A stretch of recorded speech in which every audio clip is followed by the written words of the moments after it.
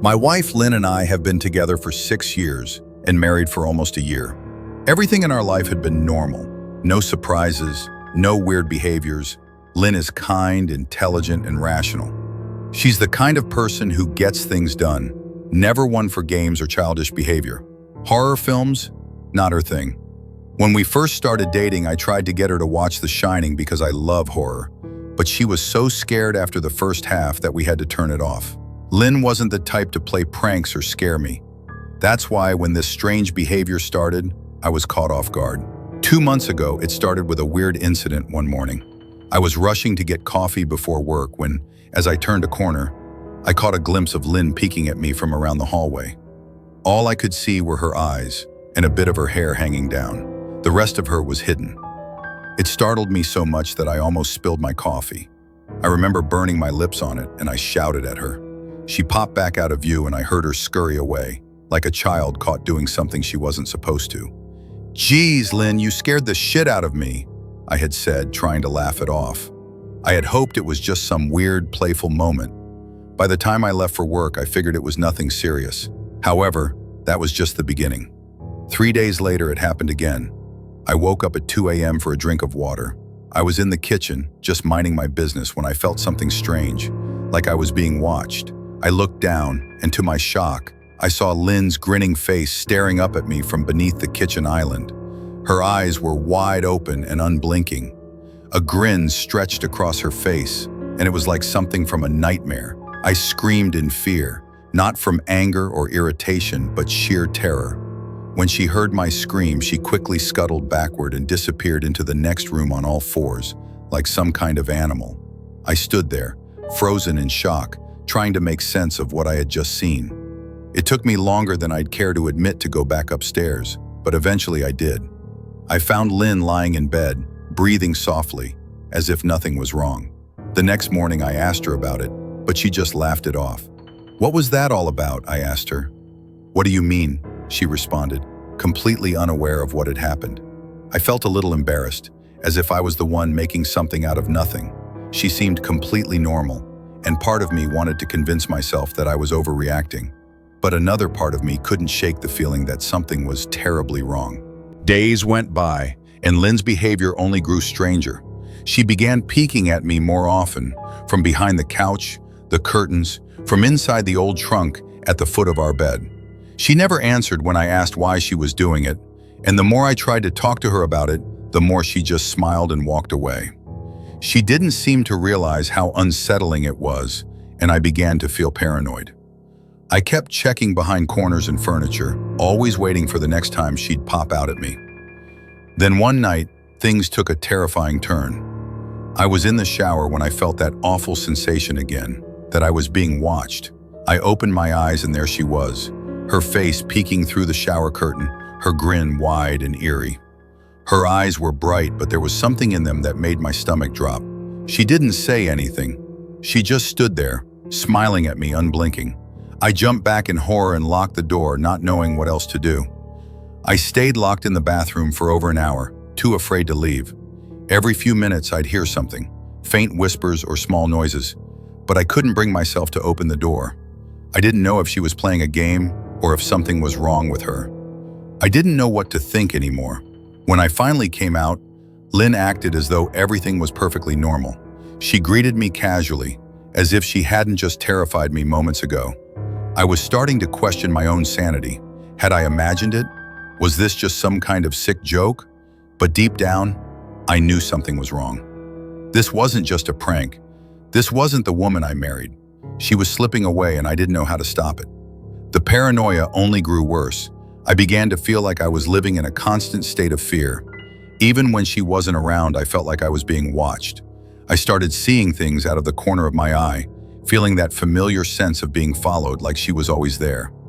I couldn't explain it, but I knew I had to get to the bottom of it. I couldn't keep living like this. Finally, I reached out to Lynn's mother. I didn't know what else to do. I had no answers, and I needed help.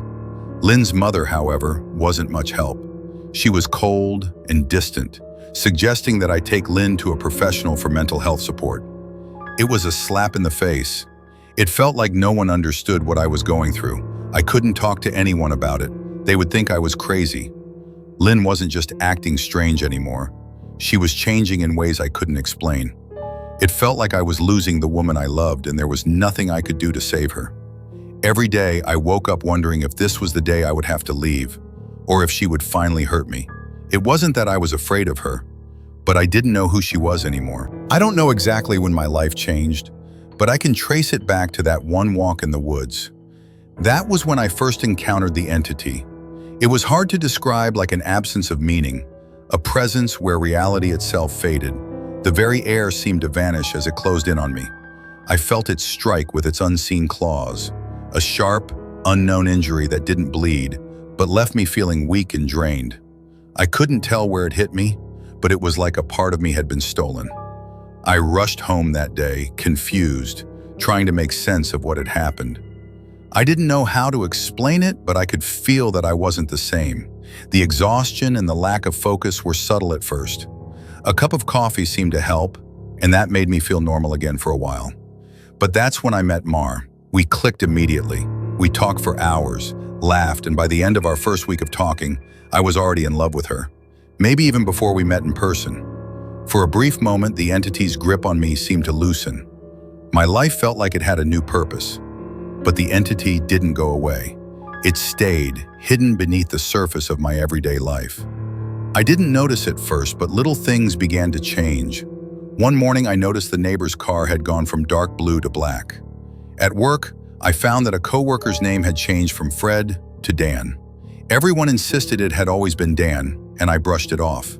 Then, something far stranger happened. I was in my bathroom getting ready for work when I suddenly found myself on a completely different street. It was as if time had skipped a beat. I was still in my pajamas, pants down, and I was standing in front of a bus stop, completely exposed. My heart raced as I tried to get back home, but when I finally did, I was shaken. That night, Mars showed up at my place, and she had a key to my apartment.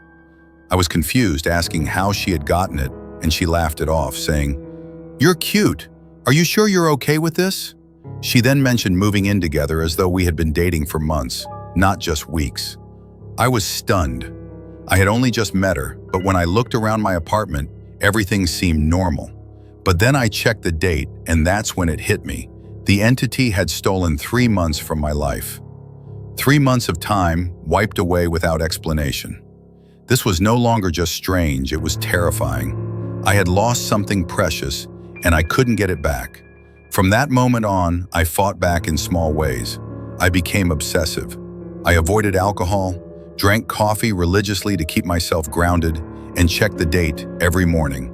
But nothing could stop the entity from causing subtle changes. Every few days, something shifted, like the number of kids someone had, or the job title they held. Even the layout of the street seemed to change. But I never let myself zone out. I had to keep control.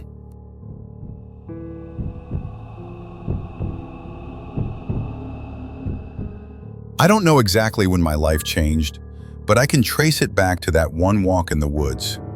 That was when I first encountered the entity.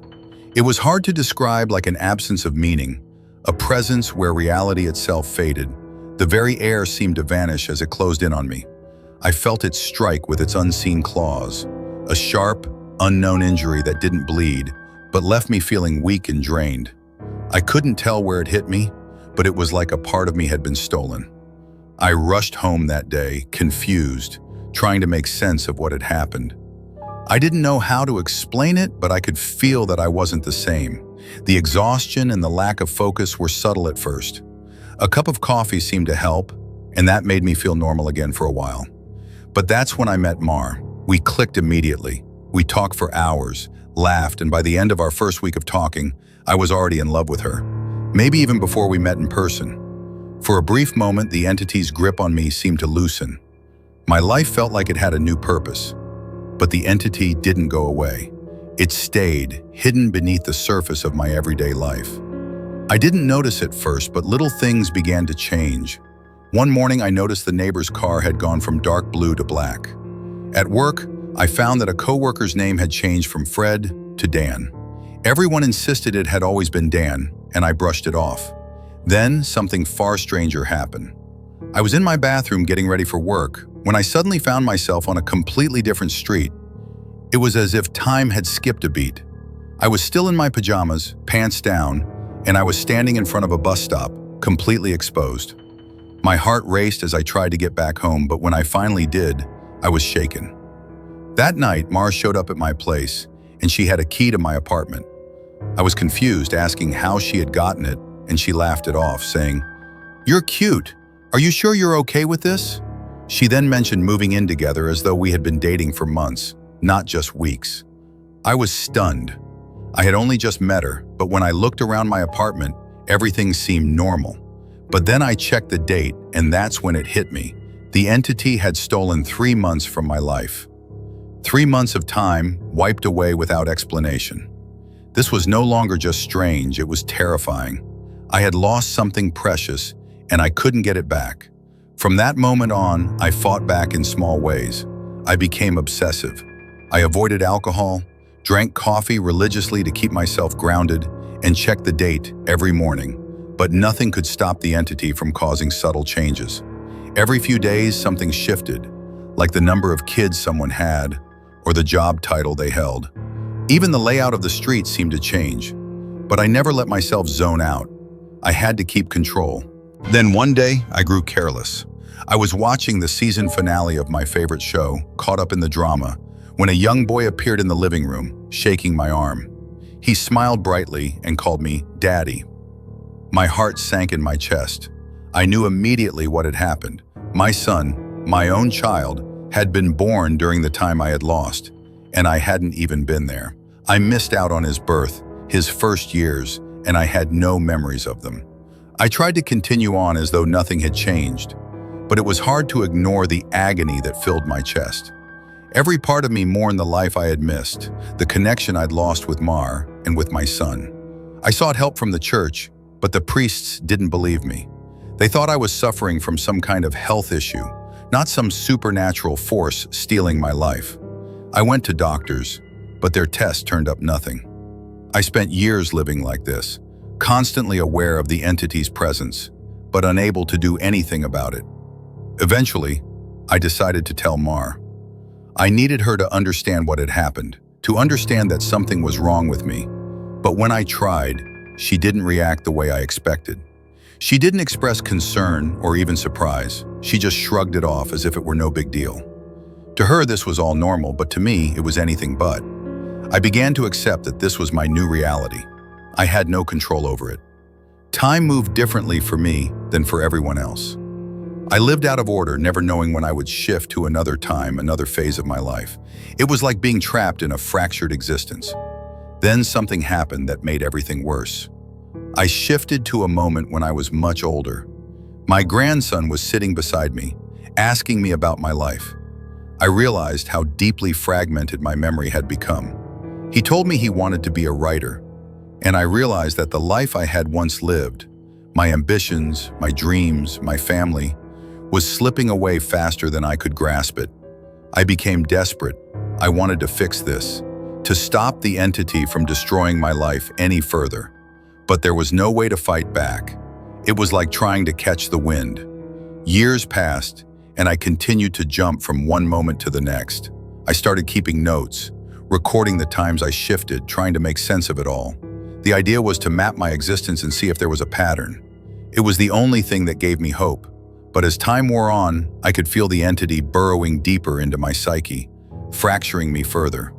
I started to fear the worst, that one day I would be lost forever in this state of disconnection, unable to remember who I was, unable to interact with anyone. It felt like a prison, and the longer I was trapped, the more I realized that I might never escape. Then, in the most unexpected of moments, I had a breakthrough. My grandson, now an adult, told me that he had found a way to help me. He had worked with others, delving into the supernatural, trying to find a way to remove the entity that had been feeding on my mind and soul. He had found the source of my suffering, the parasite that had been feeding on me for so long. With his help, I finally faced the truth. The creature that had been tormenting me wasn't just an abstract force. It was a living, breathing entity that fed on my mind, my memories, my very essence. My grandson helped me confront it, using a painful procedure to try and remove it. The process was excruciating, but it was my only chance to break free. In the end, I realized that the entity was always going to be a part of me, but I had a choice. I could keep fighting it, or I could accept the reality of my situation and try to live with what was left.